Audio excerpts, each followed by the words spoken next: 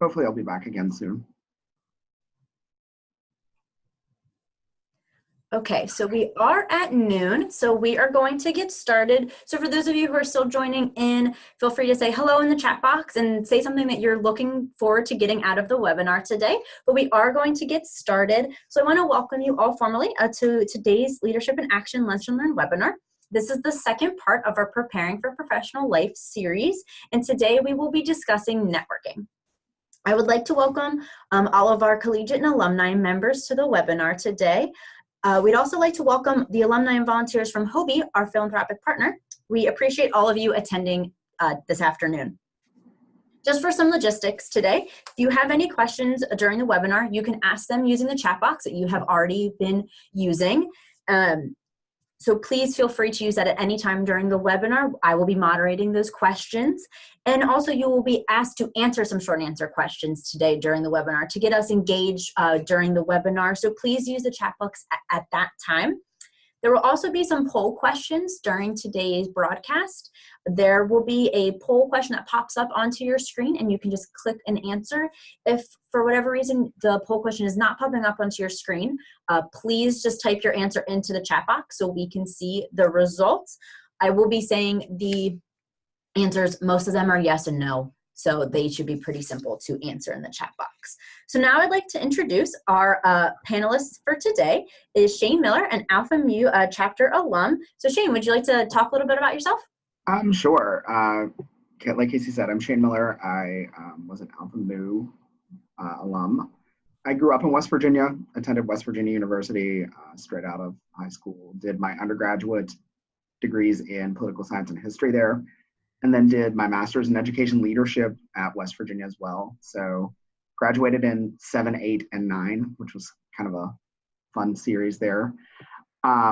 Post-grad, I did the whole job hunt thing, trying to figure out what I was going to do with life. I went to Marshall University for some extra graduate school in political science and wound up getting a job truly through networking in oil and gas. I worked for the Chevron Corporation's North America Exploration and Production Company in their land ownership group. So essentially I pay land royalties on oil and gas. For those of you that are in kind of the oil and gas country, basically after a well turns on, we make those payments to the landowners. So I've been doing that for about 8 years. I spent 5 years in our Pittsburgh office working with Appalachian assets, and then during a reorganization came to Houston, where I live and work now, and really love it. It was a professional and personal move that I wasn't even aware I needed, but that has worked out amazingly for me. When I moved, I decided it was a chance to kind of reinvent in a way and jump in head first.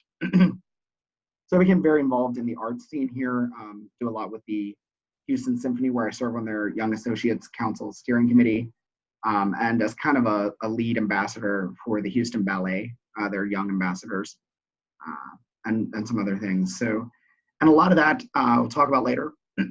Sorry, the allergy season is bad down here. I recently saw a meme that in the South it doesn't snow, it pollens, and it's really, really bad this year. But I'll talk a little bit about those networks that come from those organizations as we go along, and kind of highlight some of that. And really, when we get to it, talk about how really, truly I can trace my career as it is to networking today. So.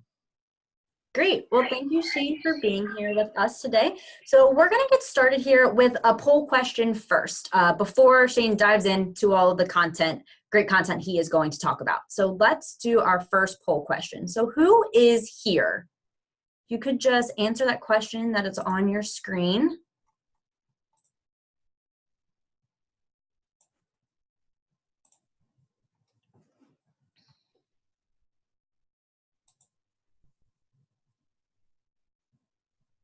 So it looks like almost everyone has voted. So let's see our results.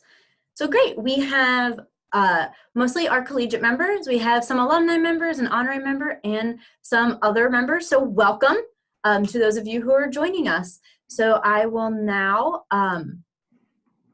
turn it over to Shane and let him get started. Cool. It's a pretty good pretty good mix. And of course, with this being recorded, you'll be able to see it later. But so you've probably heard about networking.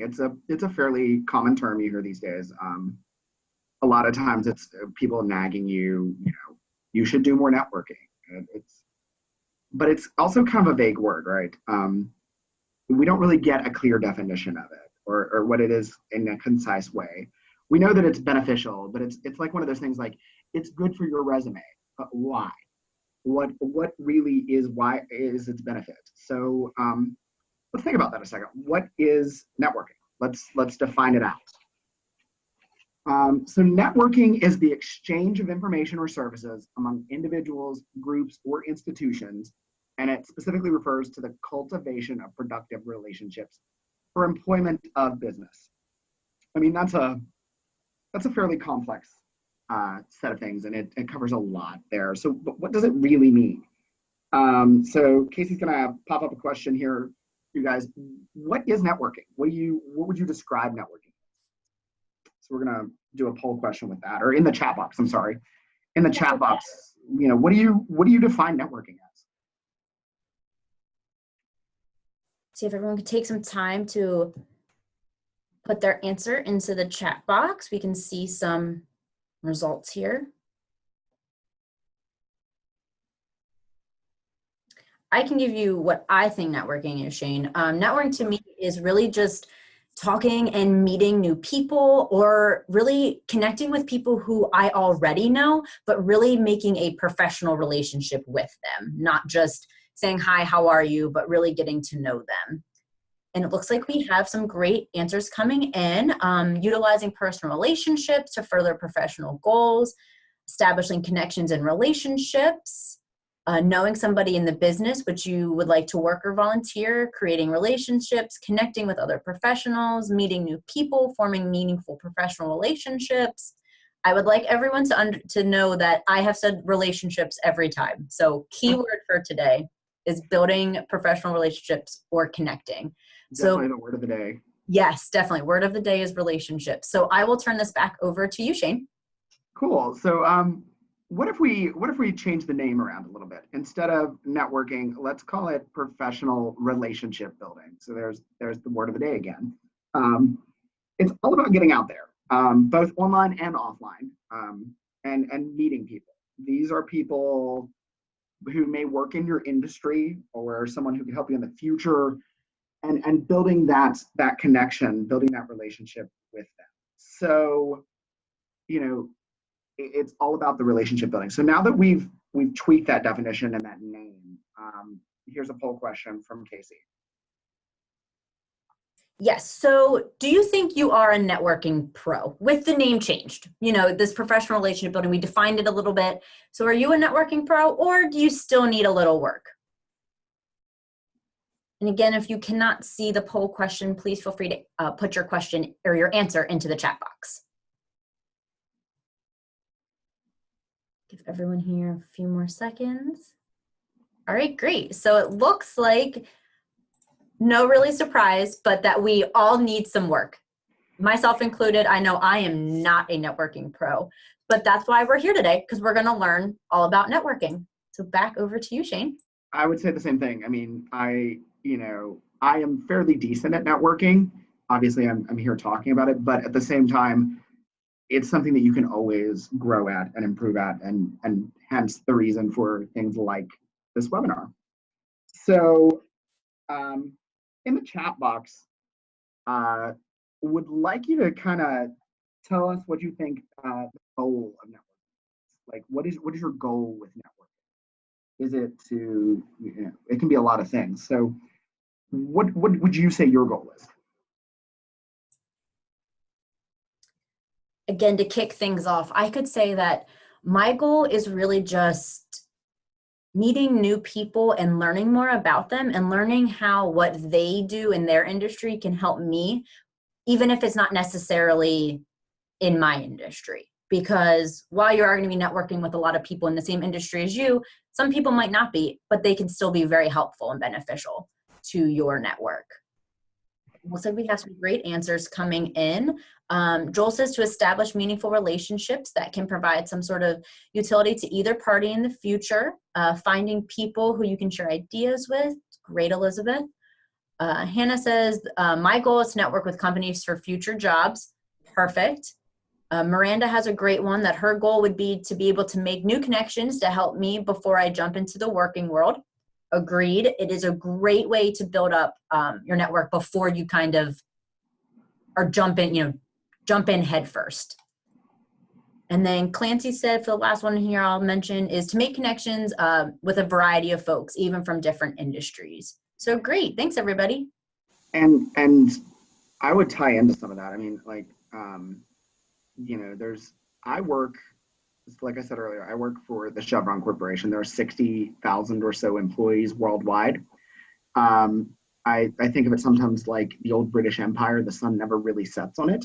We have operations in every continent, except Antarctica, every continent where people live.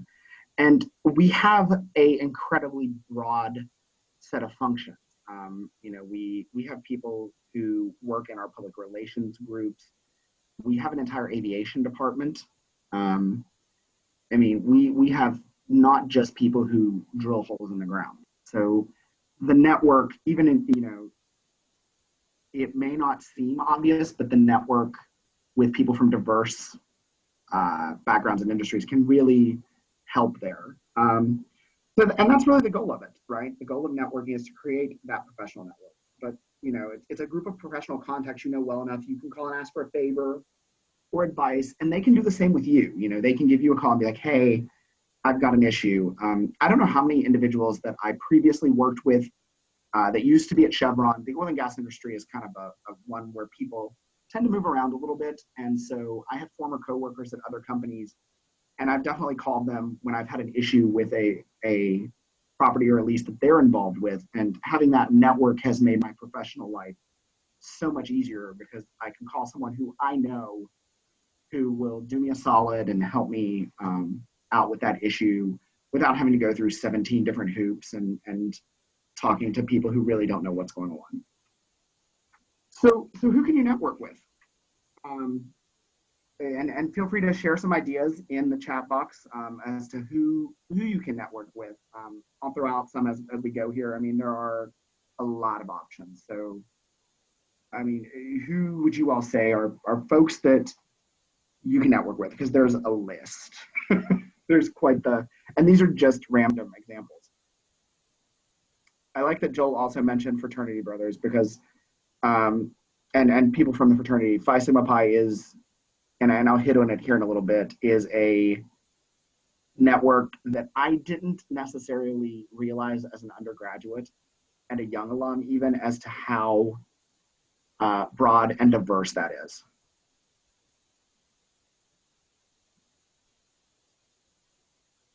Yeah, looks like we have some other great ones coming in. Family, friends, friends of friends of friends, connections with faculty and staff at your university.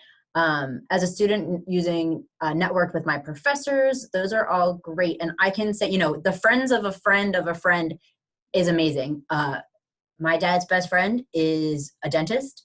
My best friend's boyfriend is currently in dental school. So we hooked them up together to grow their network. So you never know where it can come from. It's really great. Young professionals, that's great. Local chamber of commerce, social media connections, these are all great ideas. Absolutely. I mean, there's some really great ones there. And so some that we kind of came up with that Casey put together: past or present coworkers, colleagues, managers, supervisors. And so I hinted on that. Past and present coworkers are an amazing network wherever they end up going, especially if they stay in the same industry. Past or present clients or customers, the folks that you work with. Alumni of your institutions, graduate and undergraduates, personal acquaintances, acquaintances through your spouse, partner, or family, the church, the gym, the yoga studio, community organizations, teachers and professors, which a lot of you guys hinted on, really anyone that you can meet and have a personal or a productive and professional conversation about your career. You may already have a personal connection with some of those people, but you need to start building that professional relationship as well. So how do you do that? How do you network? And so what are some examples in the chat box? What are some examples of networking? How would you network? Like, what are ways that you guys would do it? Sarah said attending workshops and conferences. I think that is great. Conferences, conventions, hint, hint. We'll be talking about a great convention that's coming up here soon that you can do some great networking at. Leadership Academy, professional mixers, asking friends to help you get a job referral. These are all great ideas.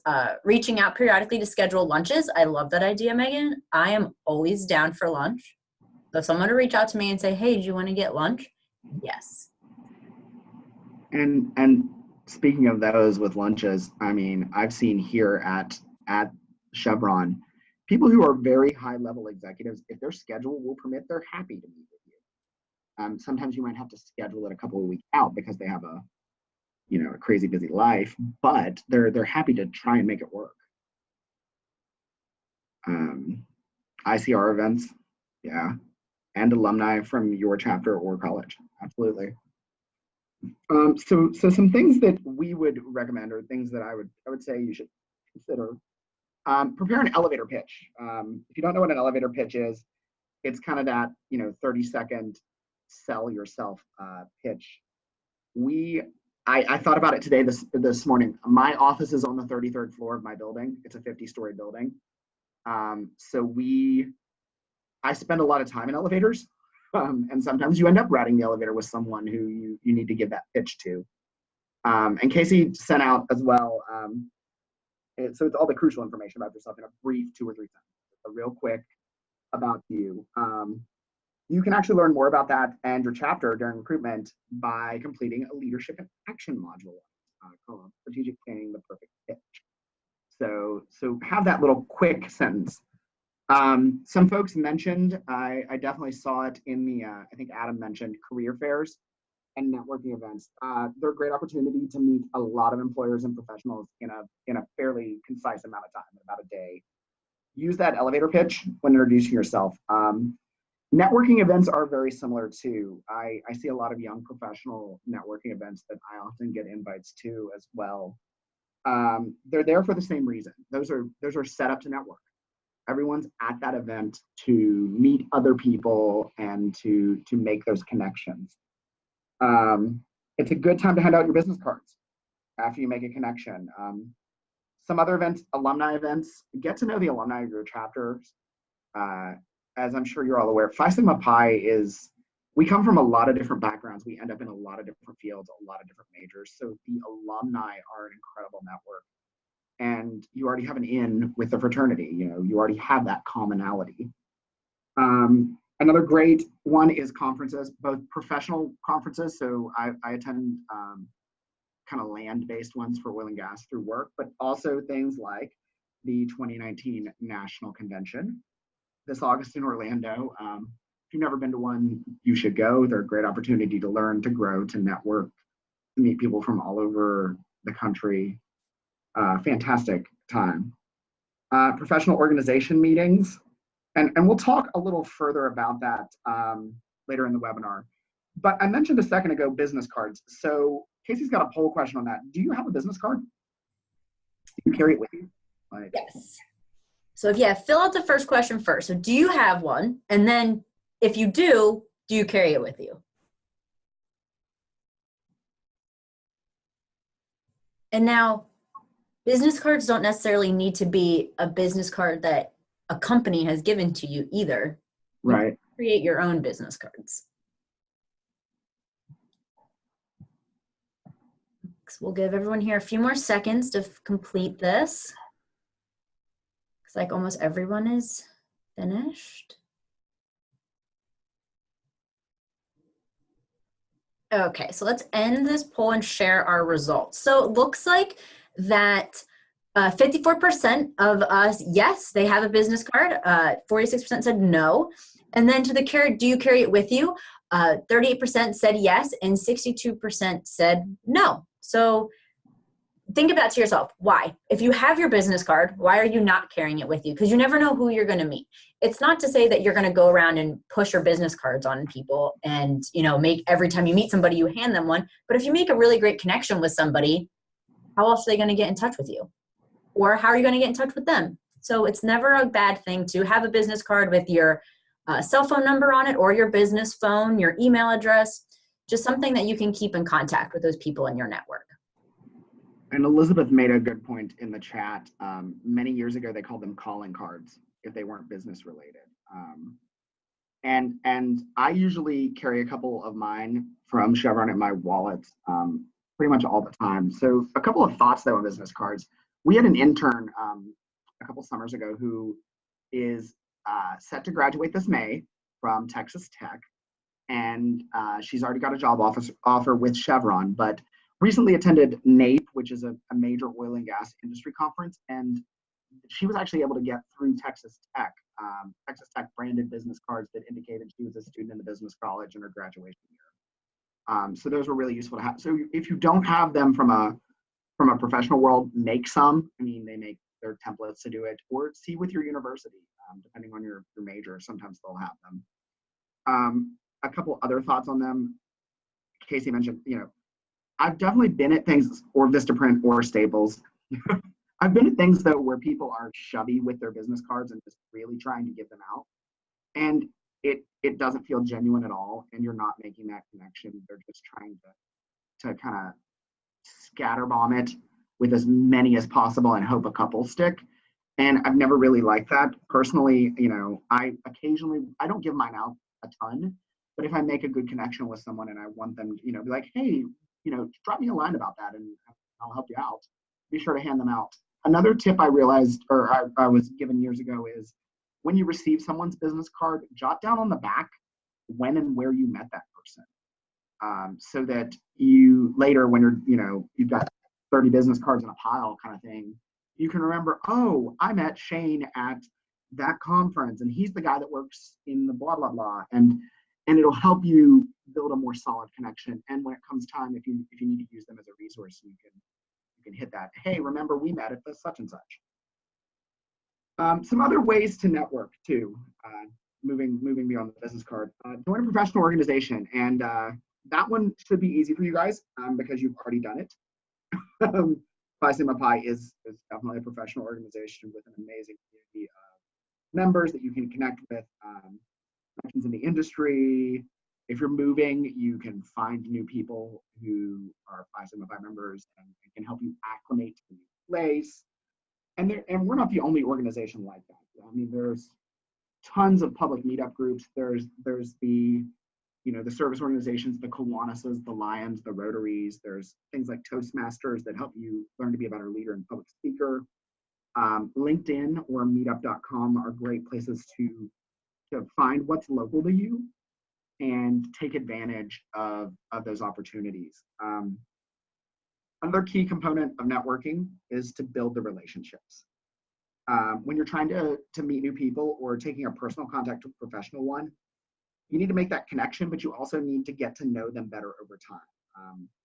Networking is the best when it's a long-lasting and mutually beneficial thing. I've always hated one-sided networking where it's like, I feel like the only person benefiting in the relationship is the other party. It mutually beneficial really helps. And we'll talk about building relationships a little further along in the webinar. Networking online can also be useful. We'll talk about LinkedIn in a bit. It's beneficial to finding jobs, connecting. We have a LinkedIn page, Phi Sigma Pi does, and a specific alumni group. And maintaining your network. You want to keep in touch with those people in the network. Update them on your progress in your career. Ask them about theirs. Have an ongoing and mutual relationship. Because I know personally, when a random person that I met 5 years ago suddenly messages me on LinkedIn and we haven't talked in 5 years, it's obviously they're trying to get something. It's not a mutually beneficial relationship. It's we connected at that conference back in 2012, and they're trying now to get something out of me in that story. So really maintain the network. So we talked about networking events. We mentioned that, and how can you get the most out of it? So in the chat box, like you're attending a network event. Imagine you're attending one right now. How can you get the most out of it? And we'll read some of those answers.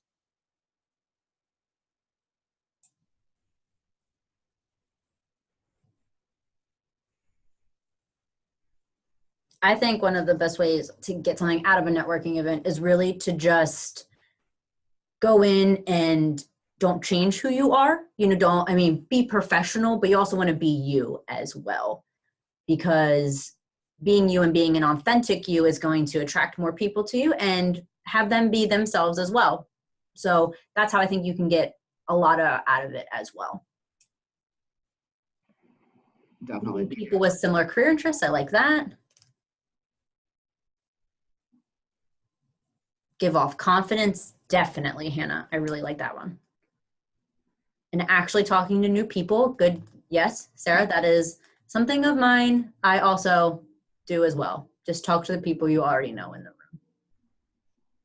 It can be tough at times because I know I've been at things where I'm like, oh, look, my friend group. And then you end up forming your little circle of friends. And in the end, your current network stays strong, but it doesn't grow in any way. Exactly. I think these are some great ideas. While you guys are still writing some ideas in the chat box, Shane, how about you share some things that we came up with? Yeah, absolutely. So go into the event with a goal. Have a goal when you get there. Set a goal for how many new people you'll meet, how many business cards you'll collect, or even reconnections. If you know some others are going to be there.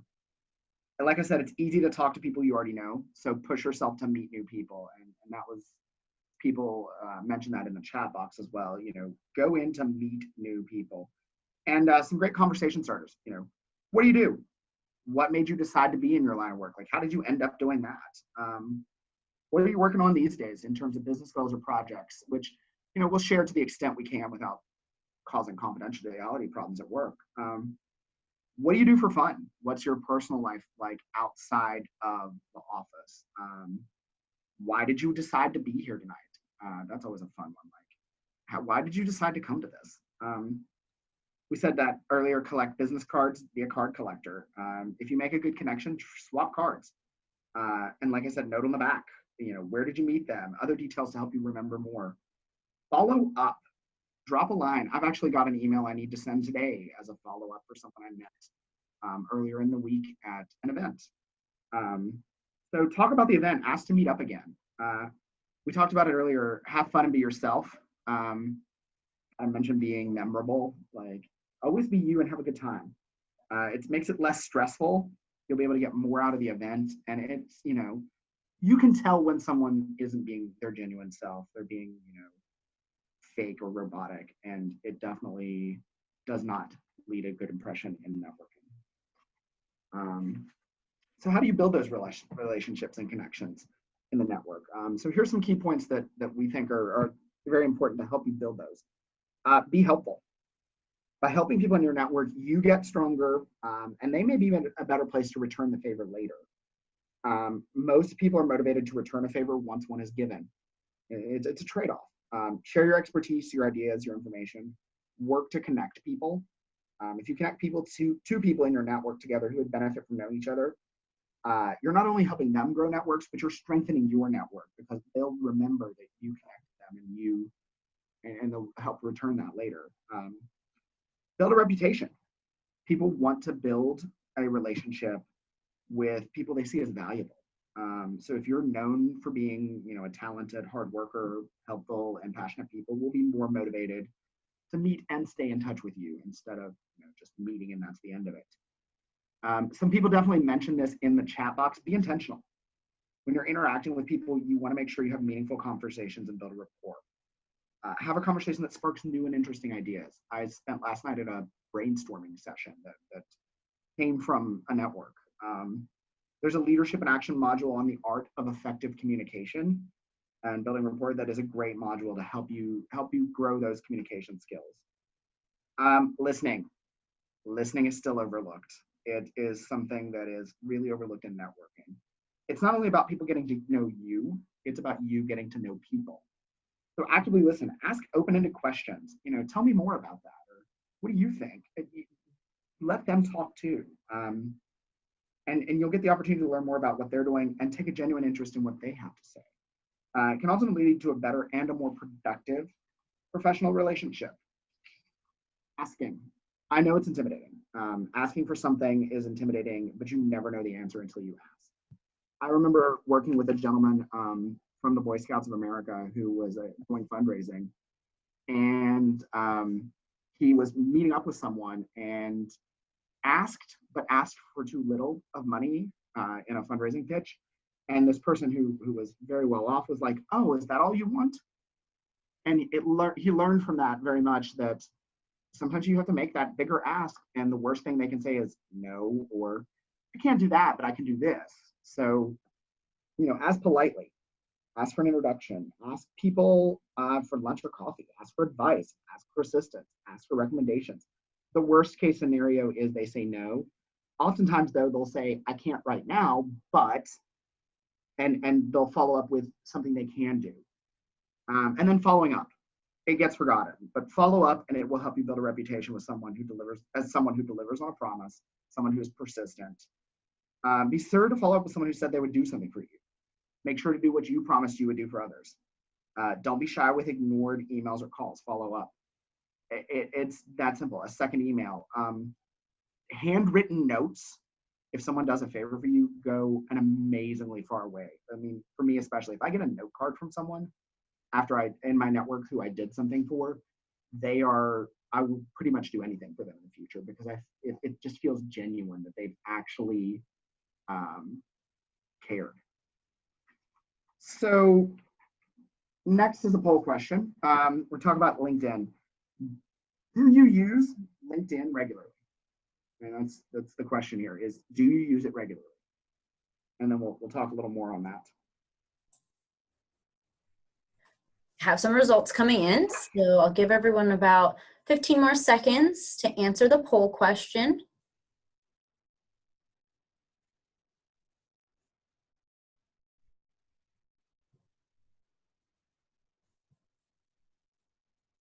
Great. Looks like just about everyone has voted. So here are our results. It is pretty close. We are pretty neck and neck. It was 50-50 at one point. So 57% said yes, 43% said no. And I will tell you, LinkedIn is how I got my job at the national office. So LinkedIn is a very useful tool. And let's talk a little bit more about it. Yeah, absolutely. And I will say that I utilize it semi-regularly. I do check it. And so it is a thing. First off, treat it like your professional brochure. Your LinkedIn profile is your first impression for many. I just added a new role at Chevron, and someone at Chevron was like, I was looking at your LinkedIn profile. I'm like, people check that at the office. So people do look at it. And apparently I had a typo in it, which was super embarrassing. So make sure you double check it. Choose your groups carefully. It's not something you want to have a billion of. Choose ones that are meaningful and relevant to your interest and to your industry. Be active on it. Post thoughtful responses, articles. Post regularly, maybe once a week or even more than that. Get intentional endorsements that speak to your skills. I know a lot of people get endorsed for doing something that is, a lot of people hit those, but be intentional about them that speak to your actual skills. Reach out and make meaningful connections. Take the time to find some common ground based on your profiles or your interests. It is a great way. Clancy likes to use it like a business card, and that's how I've seen it used a lot too. Is rather than exchanging physical business cards, people will find the people they met on LinkedIn, or once they get physical business cards, they'll take it home and make sure to make that business connection through LinkedIn. So let's talk about networking in kind of some different ways and different places. So what about when you're in college? Because a good portion of the individuals on the webinar and people who will be watching later are currently active undergraduates. So there's some things you can use there. First, your school's career services. There's no reason not to take advantage of it. It's there. Your tuition is paying for it. They can help you with resume updates. They can help you find an internship, and it's free. You paid for it. So another poll. do you use your campus career center?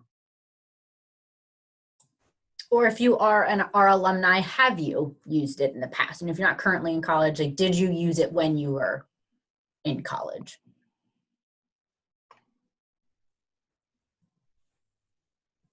Looks like we just have everyone voted, so great. I will share these results, and perfect. Most of you said yes, and some of you said no. So get out there, find out where your career service center is, and just pop in. You know, they're there to help you. So definitely utilize them as a resource. Yeah, I mean, they're great.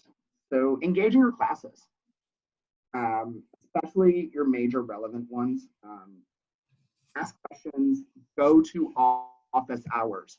In a past life, I worked for the WVU Honors College for a couple years and as a grad assistant. And I can't go to their office hours, be present in class. They remember that, and you'll have a positive relationship. And professors are connected because so many of their former students are working in various fields. They have colleagues in different places. They're a very, very valuable resource. Reach out to other faculty and staff, not just speaking to professors you have class with. Someone in your department who can help with career advice or internships, reach out. We always joke department secretaries are some of the most important people at the university because they kind of know everything that's going on. So make friends with those people. Shoot them a friendly email, set up a time to meet. Talk to the other recent graduates. Alumni from your school and your major are another valuable resource. Obviously, people who are out in the real world.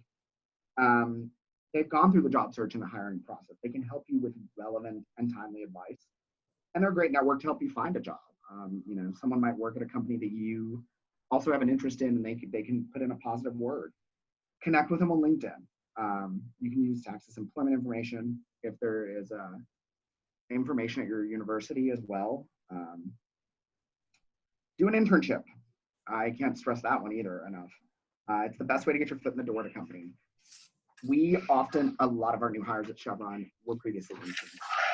I mean, a good chunk of them. They often lead to a job opportunity, but sometimes they don't. And just having those connections do help. Leadership in Action recently discussed how to find an internship during a tweet meet, and I think Casey is going to put that in the chat box. And Brianna actually mentioned in there, just noticed in the chat box, visiting regularly with old professors that you like. Absolutely. I went to one's final lecture as he was going emeritus and retiring, and he remembered me from class, wrote me a thank you note because I donated to a scholarship fund in his name, and still have that connection. And he was a extremely prominent professor in the field and a great resource. So next, I want to talk about during your career, and that's something that I kind of want to hit on a few things. Like I said earlier, working at Chevron, it's a company of 60-ish thousand employees. We're pretty big, and there are a lot of ways during your career to build networks, and it really just is taking advantage of them when you see them and getting engaged. So, for example, I get a weekly email at work that tells me what's going on in Houston, on the Houston downtown Chevron campus, which, to put it in perspective, we are the largest downtown Houston employer outside of the city of Houston itself. We have 2.5 office towers. There's 6,000 or 7,000 members of the workforce who are Houston downtown based. So it's a pretty big world. And there are a lot of different ways to engage in networking there.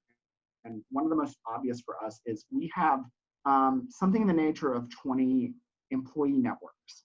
And they're in various kind of demographic groups, but they're not restricted to members of the demographic group. So when I was based in Pittsburgh, we basically only had about 3 different ones up there because the population was a lot smaller.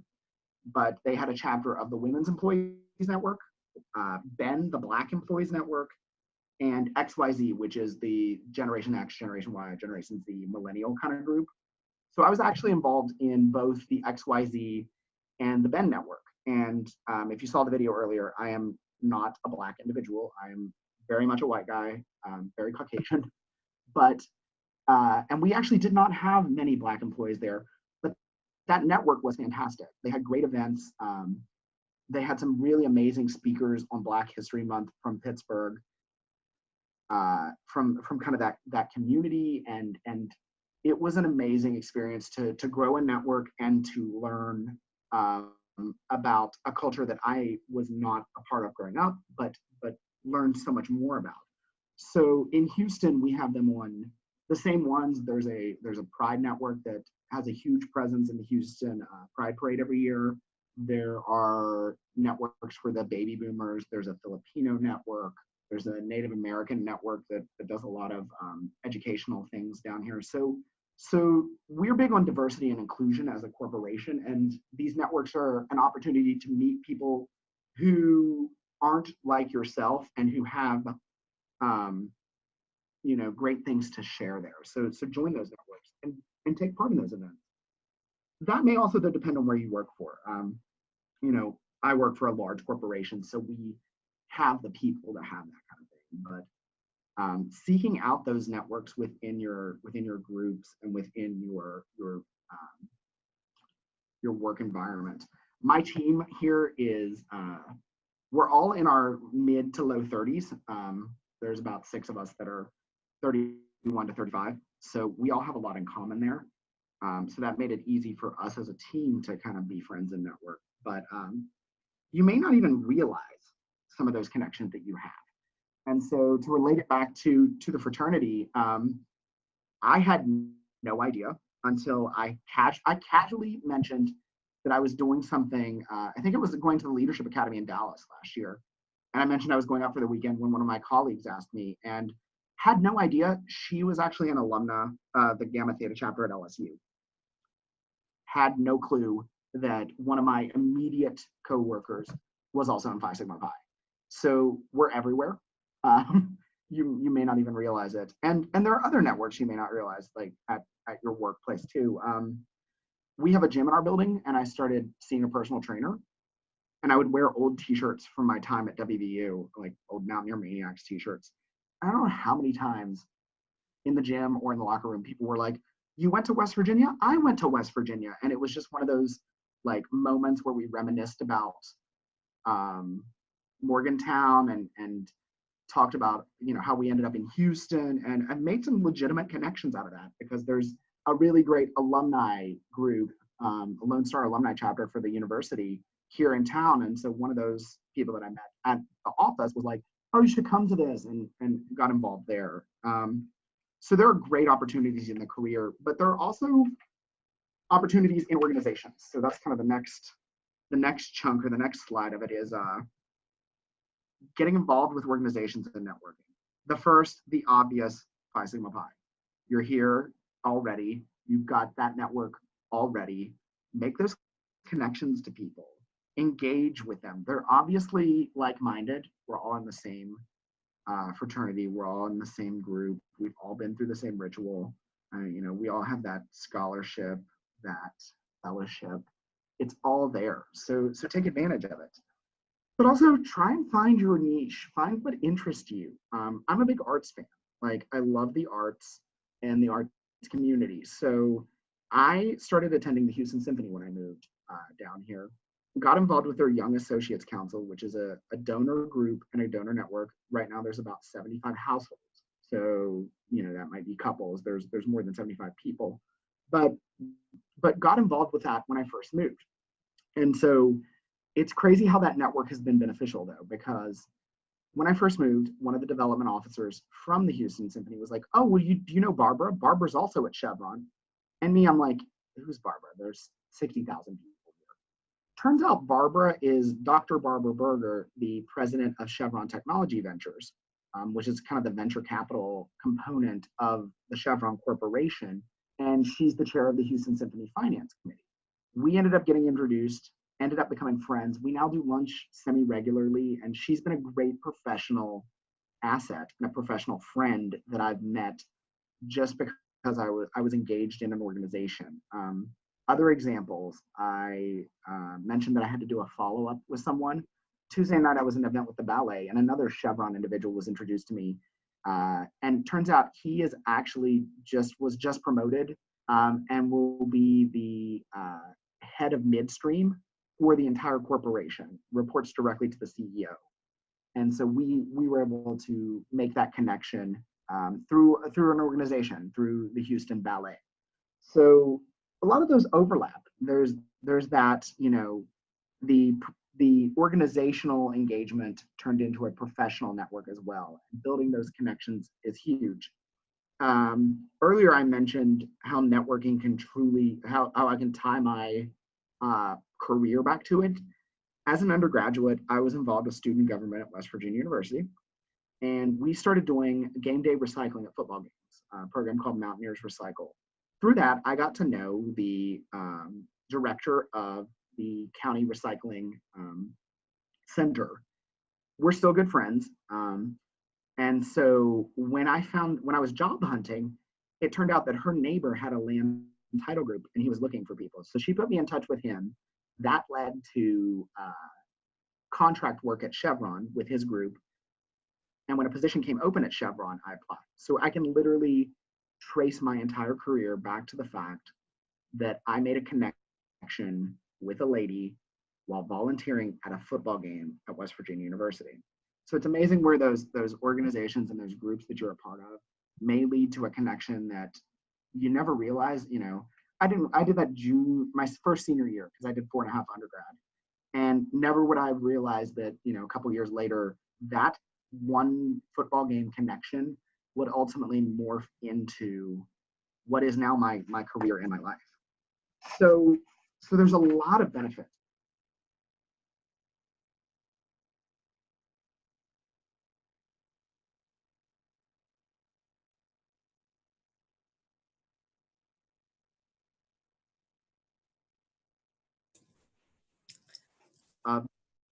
Cool.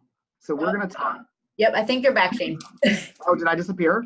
Yep, your audio cut out for a little bit, but I think you're back now. So sorry about that. That's the it's fine. Being on the wireless here.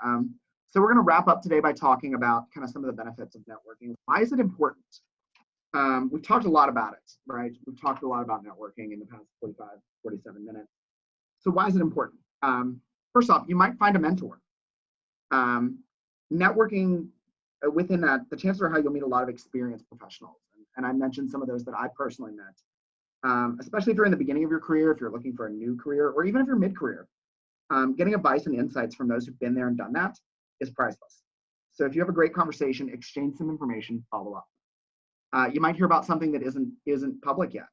Plenty of jobs aren't advertised, or they're filled internally. If you're interested in getting a promotion, moving to a different role, network with people to find it. People recommend people that they like. So even if you're not directly networking, there's a chance that someone in your network may have an opportunity and may make a recommendation. You might get some insider information. You ever seen a job posting with a company that you're like, what does that company do? Or you want some more information? Reach out to your network and see if they have a connection with it. Like, do you know anyone who's previously worked there or can share what it's like? Learn more about your industry, learn more about its future, learn more about its challenges. Open up to people in different industries, but also connect with ones like yours. You might get career advice, you might find out information that can help you professionally.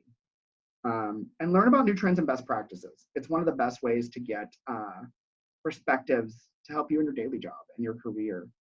Like we said before, LinkedIn and communities are great ways to connect. So ask and answer work and industry related questions. So why is it important still? Like, there are many reasons why networking is important. So thebalancedcareers.com threw out some stats there. 70% of people in 2016 were hired at a company where they had a connection. 80% of professionals consider professional networking to be important for their career success. 35% have said that a casual conversation on LinkedIn messaging led to an opportunity. 61% of professionals agree that regular online interaction with their professional network can lead to opportunities. So Casey's gonna talk about some examples and do a quick exercise. Yeah, so since we had you so engaged in the beginning, we're gonna end on a high note and have you engaged as well. So I'm gonna give you an example first, and then we're gonna do an exercise. So here's your example. Caitlin noticed a help wanted ad for a job at a local vet clinic. She called a friend who happened to use that same vet. Her friend called the vet and recommended Caitlin for the job. Caitlin got an interview and she did receive the job. The vet was glad to hire someone who came highly recommended by a good client. So now let's do an exercise. I'm going to read a situation, and in the chat, I want you to type how you think that person could network to reach their goal. There's really no right or wrong answer to this. It's just a way to get you thinking and about how you can start networking. And then I will give you the tail end of the scenario that I have, just as if it's not talked about in the chat box. So here's our first one.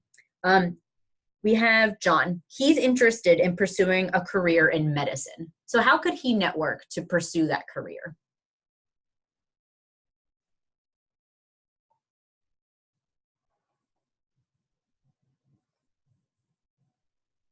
And remember back to all the different people that Shane was talking about that you can network with, who John could network with.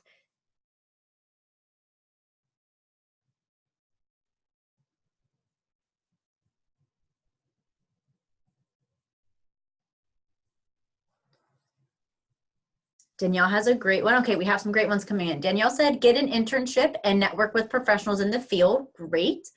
Sarah said, join a professional organization based in the medical field, attending a workshop. Katrina said, talk to his physician. Wonderful. Yes, those are all great different ways that you can network. Megan said, ask family and friends if they know, have a contact that's in the field. Adam said he could get an internship, talk with upper management. These are all great different ways to network. The portion of my situation that to the tail end is he went with the family and friend route. So he mentioned his interest to a family friend who also happened to be a doctor. That doctor, he arranged for John to spend a day shadowing him at a hospital and provided an excellent recommendation for him for medical school. So, and again, no right or wrong answers. All of your answers were great. Let's do one more before we end today. Angela was interested in changing careers and moving from public relations to publishing. So what could she do to network to help her with her career change?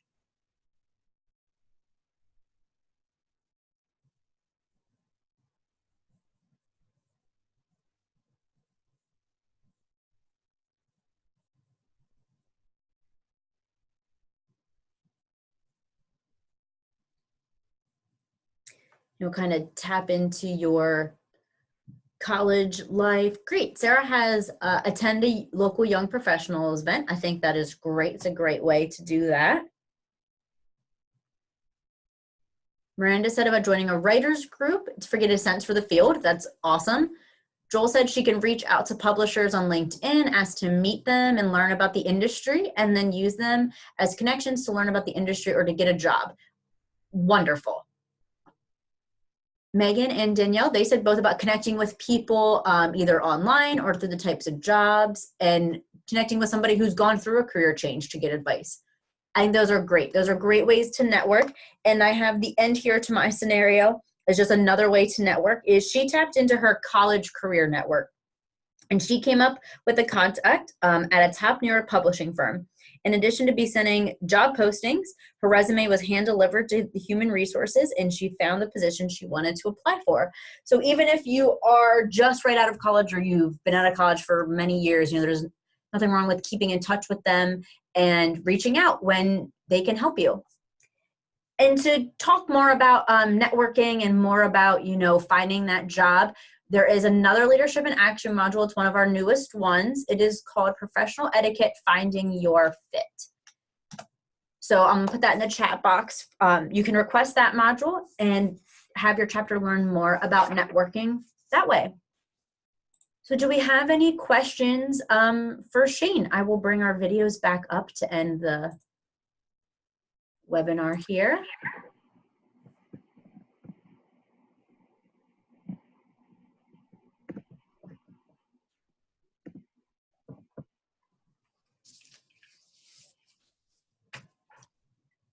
Anybody have any questions at all? Anything that we can talk that we didn't hit on?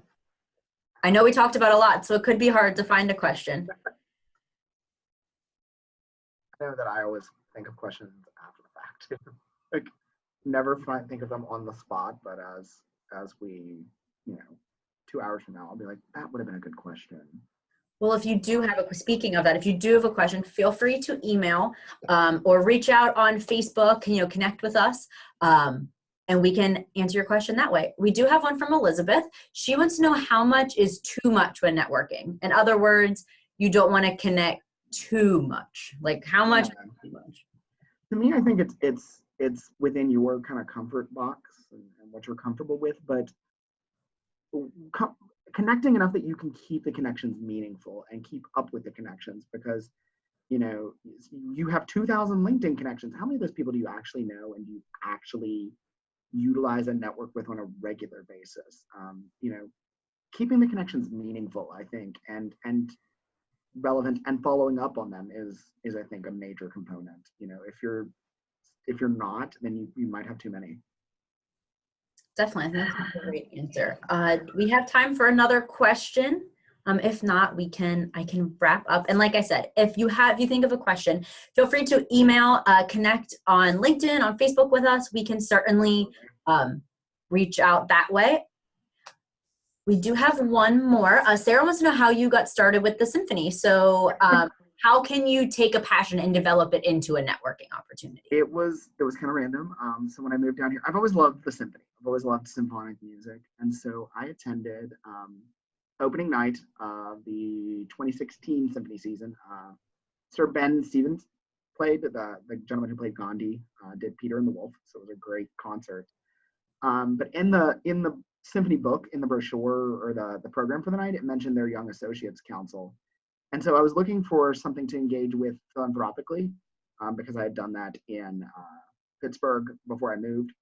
So I reached out actually to the contacts listed, ended up having lunch with the development officer, and they invited me to a couple of events, before taking the plunge and making the donation. And it was a lot of fun, great people, and decided that was something I really wanted to engage with. And then about a year later, I was asked to join the steering committee to help kind of grow and facilitate some of the events in the organization. But it was something I enjoyed. So I ended up I had an open Friday night, so I went to a concert, which led to me seeing it and making those connections. Great. Awesome.